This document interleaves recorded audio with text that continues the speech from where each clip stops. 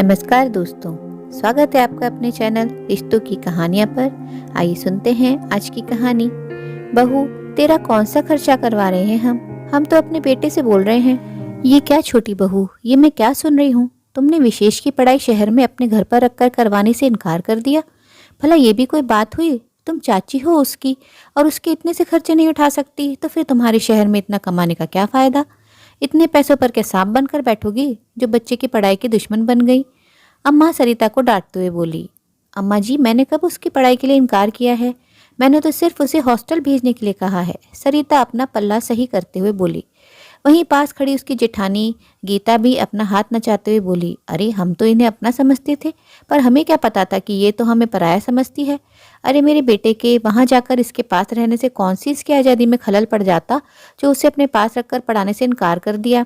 ऊपर से ये तक कह रही है कि उसे हॉस्टल में रख दो। बताओ, घर वालों के वहां होने का क्या फायदा? विशेष के बापू को पता चला तो वो बहुत नाराज हो रहे थे। उन्होंने तो यहाँ तक कह दिया कि छोटी बहू ने किस मुंह से ये बात कह दी, क्या हम उसके कुछ भी नहीं लगते? गीता की बात सुन अम्मा गुस्से में तमतमाती हुई सरिता से बोली, देख छोटी बहू, तू छोटी है, छोटी ही बनकर रह, ज्यादा सिर उठाने की जरूरत नहीं है। तेरी हरकत से दोनों भाइयों के रिश्तों में खटास आ जाएगी। और तेरा कौन सा खर्चा करवा रहे हैं हम लोग? हम तो हमारे बेटे से बोल रहे हैं, और वैसे भी बड़े बेटे बहू विशेष की कॉलेज की फीस देने को तैयार तो हैं। तुम्हें तो बस उसके खाने पीने का खर्चा करना है। एक इंसान के खाने पीने के खर्चे में क्या जाता है? अम्मा जी, सिर्फ खाने पीने की बात होती तो बात अलग थी। पिछली बार वंश को भी हमने रखा था, पर उसके बाद क्या हुआ? भाई साहब ने तो सिर्फ कॉलेज की फीस दी थी, पर कोचिंग का खर्चा, कॉलेज तक आने जाने का खर्चा, कभी किसी किताब की जरूरत पड़ रही है तो कभी किसी चीज़ की, कभी कॉलेज के सेमिनार में बाहर जाना है तो कभी कुछ और, सब खर्चे हमने उठाए थे। और उस पर भी आए दिन कोई न कोई गाँव से उससे मिलने चला आता था, और आता भी तो अकेले नहीं आता, साथ में 3-4 लोगों को लेकर ही आता। अब उनको सिर्फ खिला पिला कर तो भेजेंगे नहीं, शहर भी घुमाना पड़ता था। यहाँ तक कि जब वापस गांव आते थे तो कुछ न कुछ विदा देना भी जरूरी होता था, नहीं तो वो लोग यहाँ आकर आप लोगों से शिकायत लगा देते थे कि मेहमान नवाजी अच्छे से नहीं की, और आप फट से फ़ोन खड़का देती कि हमारी नाक कटा रहे हो। कितना बजट बिगड़ गया था हमारा। ऊपर से ये भी ताने सुने थे कि हमने विशेष से घर के काम करवाए हैं, उसे मुफ्त में अपने घर में नहीं रखा। तो बताइए अम्मा जी, अपना खुद का काम तो खुद ही करना पड़ेगा। मेरे बच्चे भी तो अपना काम खुद करते हैं, वो तो उससे छोटे हैं। सरिता ने ये बात गीता की तरफ देखकर कही तो गीता ने अपना मुंह दूसरी तरफ कर लिया। यह देखकर सरिता अम्मा जी से बोली, देखिए अम्मा जी, मैं साफ साफ कह रही हूँ, इतने खर्चे हम तो नहीं उठा पाएंगे। मेरे बच्चे भी अब कॉलेज में आ चुके हैं, हमारे भी अपने खर्चे हैं। आखिर नौकरी के अलावा दूसरा कोई कमाई का जरिया नहीं है हमारे पास। सरिता के इतने लंबे चौड़े भाषण को सुनकर अम्मा चिढ़ते हुए बोली, अच्छा, तुम दोनों पति पत्नी मिलकर कमाते हो, फिर भी हमेशा खर्चे का ही रोना रोते हो। शहर में मौज मस्ती करने के लिए पैसे चाहिए, लेकिन परिवार पर खर्च करने के लिए पैसे नहीं है। माफ़ कीजिएगा अम्मा जी, दो दो लोग मिलकर कमाते हैं तो क्या हुआ? शहर में रहने वालों के खर्चे भी होते हैं, वहाँ सामान मुफ्त में नहीं आता। अगर एक की कमाई से घर की किस्त और बच्चों की फीस जाती है तो दूसरे की कमाई से घर खर्च चलता है। हमें तो हर चीज़ मोल खरीदनी पड़ती है, यहाँ तक कि पानी तक भी मुफ्त नहीं है। सरिता ने कहा तो गीता चिढ़ते हुए बोली, अच्छा, आज घर खर्चे की बात कर रही है तो हम भी तो बता दें, हम भी कोई यहाँ मुफ्त में नहीं रहते, हम भी खर्चे करते हैं। ऊपर से तुम तो शहर बैठी हो, सारी रिश्तेदारी के अंदर लेन देन तो हमको ही करना पड़ता है। हाँ भाभी जी, लेन देन में सिर्फ लेना आपको करना पड़ता है, देने के मामले में तो बराबर हिस्सेदारी होती है। तो ये बात तो मत ही बोलिए, आपके लेन देन हम अकेले करते हैं। कई प्रोग्राम में तो हम आते भी नहीं, लेकिन हमारी तरफ से शगुन वगैरह बराबर जाता है, क्योंकि उसका आधा खर्च आप हमसे बराबर मांगते हो। सरिता आज बराबर जवाब दिए जा रही थी। यह देखकर गीता चिढ़ते हुए अंदर चली गई। वहीं अम्मा जी भी मुंह फुलाकर बैठ गई, लेकिन सरिता ने उन्हें मनाने की कोई कोशिश नहीं की।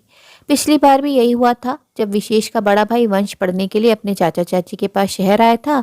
हालांकि वो वहाँ सिर्फ 1 साल ही रुका था, उसके बाद अचानक उसने बिजनेस करने की ठान ली, इसलिए पढ़ाई बीच में ही छोड़ दी और दूसरे शहर चला गया। भैया जी ने तो कॉलेज की फीस देकर अपनी जिम्मेदारी की इतिश्री यह कहकर कर ली कि कोचिंग का खर्चा तो चाचा भी उठा सकता है, आखिर इतना हक तो उस पर ही बनता है।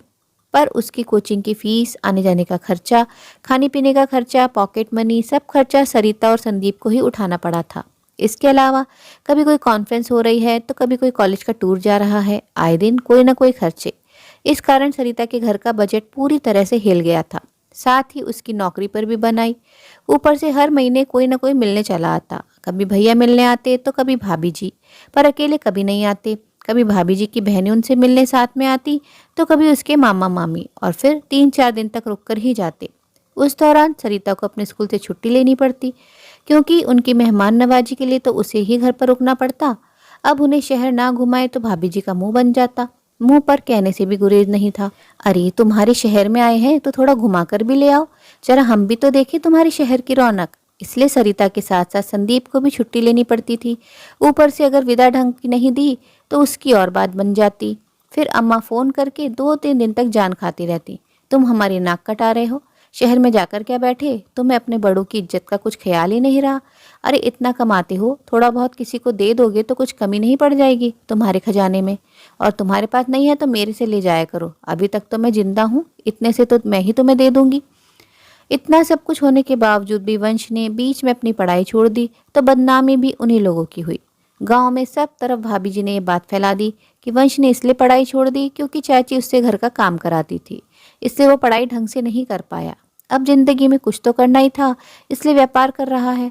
सुनकर सरिता को बहुत बुरा लगा था। उसी समय उसने ठान लिया था कि अगर अब भाभी जी ने अपने छोटे बेटे विशेष के लिए कहा तो वह पलट कर जवाब दे देगी, और आज आखिर वही हुआ। उसने पलटकर इनकार कर दिया तो बस इसी बात को सबने पकड़ लिया।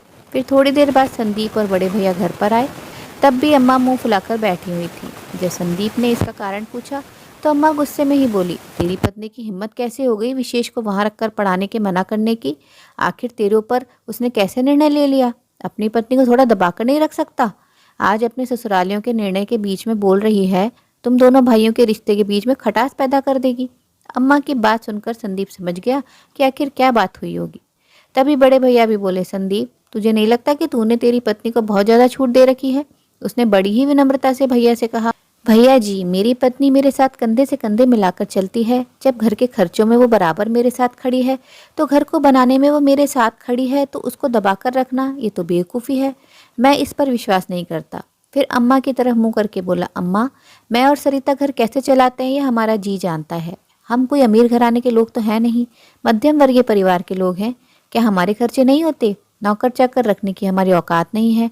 हम और हमारे बच्चे मिलजुल कर घर का काम करते हैं। कल को हमने विशेष को भी परिवार का सदस्य मानकर मिलजुल कर काम करने को कह दिया तो ये बदनामी हो जाएगी कि हम उससे काम करवा रहे हैं। और यदि कल को ये भी अपने बड़े भाई की तरह अगर निर्णय लेकर बैठ गया कि मुझे बिजनेस करना है, तो फिर गाँव भर में हमारी बदनामी होती फिरेगी कि हमने उसे पढ़ने से रोक दिया। अब दोबारा हम बदनामी सिर पर नहीं लेंगे। सरिता गलत नहीं है, इससे मैं भी उसके साथ हूँ। आपको विशेष को पढ़ाना है तो हॉस्टल में डाल दो और अपनी जिम्मेदारी पर पढ़ाओ। कहते हुए संदीप ने हाथ जोड़ दिए। संदीप से इस तरह की उम्मीद किसी को नहीं थी। उसका कड़ा रुख देखकर अम्मा हैरान रह गईं। आखिर संदीप के आगे तो किसी की न चली और सब चुप रह गए। आखिर विशेष ने हॉस्टल में रहकर ही अपनी पढ़ाई पूरी की। ये अलग बात है कि संदीप बीच बीच में उसे हॉस्टल जाकर संभाल आता था या वीकेंड पर कभी कभी वो अपने चाचा चाची के घर आ जाता था। दोस्तों रिश्तों में संतुलन होना बहुत ज़रूरी है। हर जिम्मेदारी मिलजुल कर उठाई जानी चाहिए। किसी भी एक सदस्य पर अतिरिक्त और अनावश्यक अपेक्षाएं थोपना रिश्तों में खटास और दूरियां लाता है। उम्मीद है कहानी आपको पसंद आई होगी। कहानी के प्रति आप अपनी राय कमेंट बॉक्स में कमेंट कर जरूर बताएं। आपके अनमोल कमेंट व सुझाव बहुत मोटिवेट करते हैं।